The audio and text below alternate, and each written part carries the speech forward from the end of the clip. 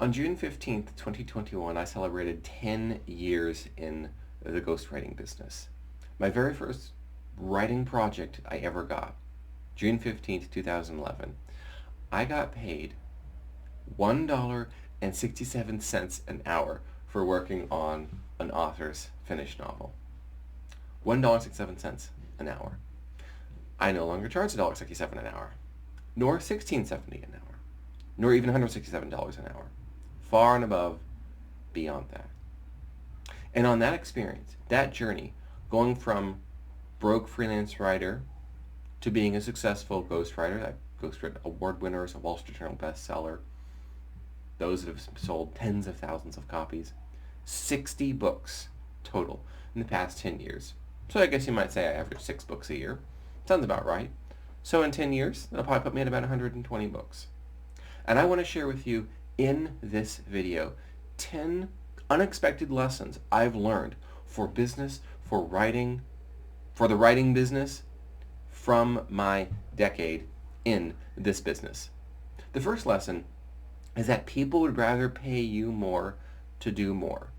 I realized early on that a published book, as in someone hires me to get their book written and published, is a lot more valuable than just a book that's done. A Word document. Think about it. What does a published book do for someone? It uniquely demonstrates their authority, builds their credibility, and showcases their expertise. Remember that acronym, ACE, authority, credibility, expertise. That's the value of a book. Does a Word document with final draft in the title have that? No, it does not. No, it does not. That is not an asset that generates leads for your business 24/7. It just sits there collecting digital cobwebs, and now the author of that finished book has a lot more problems. How do they publish? Where do they go? Do they market it? Do they launch it? What do they do? What do they do? What do they do? And I realized that that is not really what an entrepreneur turned author is looking for. So I created, alongside ghostwriting, a service called Ghost Publishing that takes them from idea to manuscript to successfully launched book that's now generating leads for them 24/7. Basically, an intellectual property salesperson that pre-handles objections to the sale and convinces potential readers to become high-ticket clients of theirs. And that's the first lesson. People will pay you more to do more for them. The second lesson, selling writing is greater than writing well. Yes, I can write sales copy. But if I can't sell sales copywriting services to business owners who need it, can I really write sales copy? Now, am I saying that writing well is not significant at all? No. No, I'm not. The ability to sell your services demonstrates that you are, in fact, an expert in providing that service. Imagine you're talking to someone who says that they can ghostwrite your book, and they don't sound confident. They're mumbling. They're glancing around like this a lot. And you ask them, so tell me about one of the best books you've written. That person doesn't know anything about writing well, do they? So if you're going to position yourself as an in-demand expert, and this goes for ghostwriters, for copywriters, for you watching this in your business, you must become the best salesperson of your services. And in so doing, you will be able to demonstrate your proficiency to potential clients and therefore get them as clients. And this leads us right into the third lesson, which is that selling writing equals writing well. The better you understand how your written content makes your client look good and makes them money, the better you are at both writing and selling the writing. So this is kind of the tag-along lesson to the second one, which is your ability to sell your services is directly proportional to how effective your services are. Learn that very early on. So I decided I'm not going to become the world's greatest ghostwriter. I'm going to become the world's greatest ghostwriting salesperson.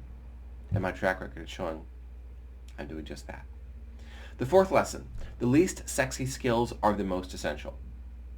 I've learned that the world's highest paid ghostwriters are the world's highest paid ghostwriting project managers.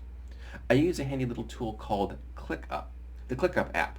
It is basically having a full-time project manager for me.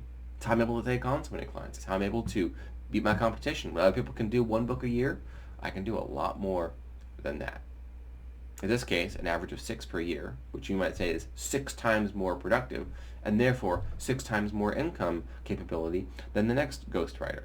And that also makes me very attractive to potential clients because I don't have to wait 12 months to be able to work with me, just a few, for the next batch. That's the fourth one. Fifth lesson, promote yourself where competitors don't. Writers are famously introverted. So what I've done is I've promoted my writing services through extroverted activities. Speaking in person, networking in person, publishing video just like this. I go live on Twitter, gone live on YouTube before. I went live on the Periscope app. Been publishing some videos on TikTok. I've done many a podcast interview. I did a TEDx talk, which really put me on the map. All of those things typical ghostwriters are not doing because they're painfully introverted, and that's just a fact. So go where your competitors aren't and promote yourself there. Lesson number 6 of the 10 in my 10 years in business. Market your services when you're booked, especially when you're booked. Aim to book yourself solid for the next 6 to 9 months, if not a year, at all times, because you'll feel a security not even an 8 to 5 job provides. In my case, I'm publishing this June 22nd, 2021, week after my 10th anniversary business. I have clients who are booked with signed and paid the deposit through July of 2022. So 13 months I've got clients on the schedule. And I've got recurring clients who expect to be with me even longer than that, where I write their sales emails and their copy and I make them money. Make them money. Let's talk about lesson number 7. Raise your prices when you don't need to because you won't get the chance when you do need to. Say no more. Lesson number 8. Don't take the course if you can hire the instructor. You can waste months sifting through an online training for relevant material for you. Or you could pay the instructor for 1 to 2 hours of their time to tell you what you need to do. That is a no-brainer. Lesson number 9, treat courses you create like their employee training material. When it's time for you to build your own online course, design the curriculum like you're going to pay your students to do the work you teach, the way you teach it. I did this with The Best Way to Say It, which I think has sold 1,050 copies already. It's a $100 course, kind of a side hustle. One of my 5 courses I have listed on Gumroad. I've got the link in the video below if you'd like to check out my writing and persuasion and ghostwriting courses. Think about what it takes step by step for someone to do what you're doing and to get that same result, but they do not have your expertise or even your natural ability. How are you going to teach them that process? You want to teach it to them like it's a standard operating procedure, like you want to sell the company that you currently run, even if it's a services-based company, your way. So the best way to say it is essentially the Joshua Lisec writing experience distilled down into a step-by-step process with no step skipped. That's why the course works so well. And it also happens to be a great way for me to generate leads because people buy the course, start taking it, they say, this is how I need to write my book, write my sales page, write my sales emails. And then what do? They say, Joshua, remember lesson number 8, don't take the course if you can hire the instructor. Joshua, I don't have time to go through the entire course, but I've seen enough to know that you're the one for me. And then I become their services provider, their ghostwriter, their copywriter. Lesson number 10, public figures will pay a lot to look good. I've realized that the best way to sell public figures on your services, from celebrities to actors and actresses to musicians to speakers to entrepreneurs to C-level executives in the Fortune 500 to social media influencers, the best way to sell them your services is to make them envy your previous clients. That's why you want to showcase your work at all times, on sales calls, on social media, on your website and blog.